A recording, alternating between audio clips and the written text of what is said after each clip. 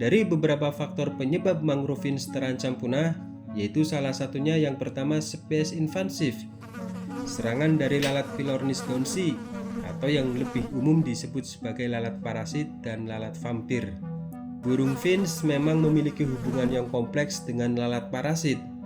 Saat masa kawin, lalat betina akan mencari sarang burung finch sebagai media peletakan telur. Kemudian setelah menetas, larvanya masuk ke kulit anak burung yang baru menetas.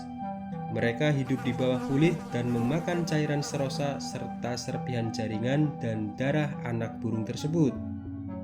Kemudian larva berkembang di dalam inangnya selama 4-8 hari hingga mencapai panjang 8-9 mili.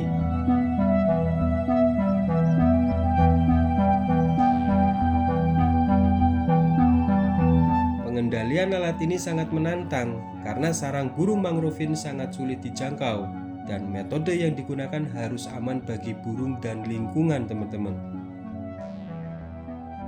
Peristiwa ini dapat menyebabkan efek merugikan pada inangnya, termasuk meningkatkan kematian anak burung. Laju pertumbuhan anak burung pun menjadi lebih lambat dan meningkatkan kematian pada anak burung setelah meninggalkan sarang.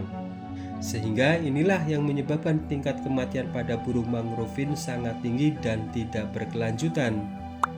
Diperkirakan bahwa lalat ini menyebabkan penurunan populasi setidaknya pada 8 spesies burung finch dan 6 diantaranya termasuk dalam daftar terancam punah.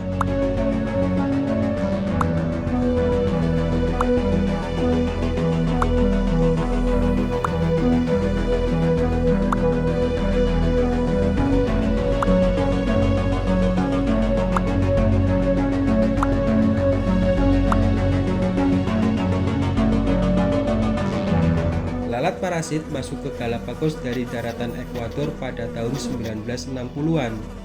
Karena tidak adanya musuh alami yang mengendalikan populasinya, spesies ini telah menyebar luas di Galapagos.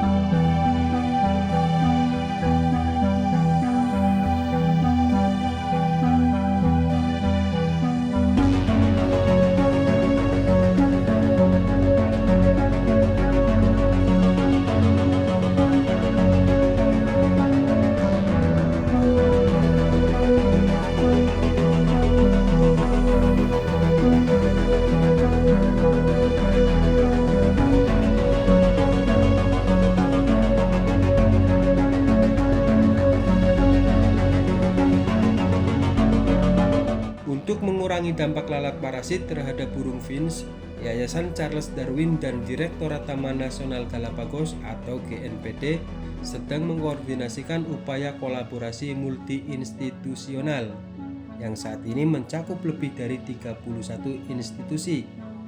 Para peneliti sedang berupaya memahami biologi dan ekologi lalat yang kurang dikenal ini. dan menemukan metode pengendalian yang efektif dan tentunya ramah lingkungan untuk melindungi populasi burung finch di Galapagos. Pengendalian lalat secara biologis melibatkan pengenalan musuh alami lalat tersebut guna mengurangi jumlah populasi dan dampaknya terhadap burung.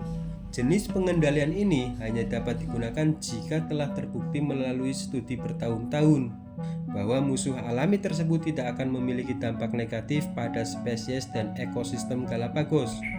Namun, setelah hal ini dilakukan, dapat menghasilkan pengendalian jangka panjang yang berkelanjutan terhadap spesies invasif. Untuk pengendalian lalat parasit tersebut, para ilmuwan sedang mengevaluasi musuh alami yang ditemukan di daratan Ekuador untuk potensi penggunaannya dalam program pengendalian hayati. Oke teman-teman, mudah-mudahan ulasan ini bisa menambah wawasan untuk kita semua. Akhir kata dari saya, salam sehat dan sukses selalu teman-teman.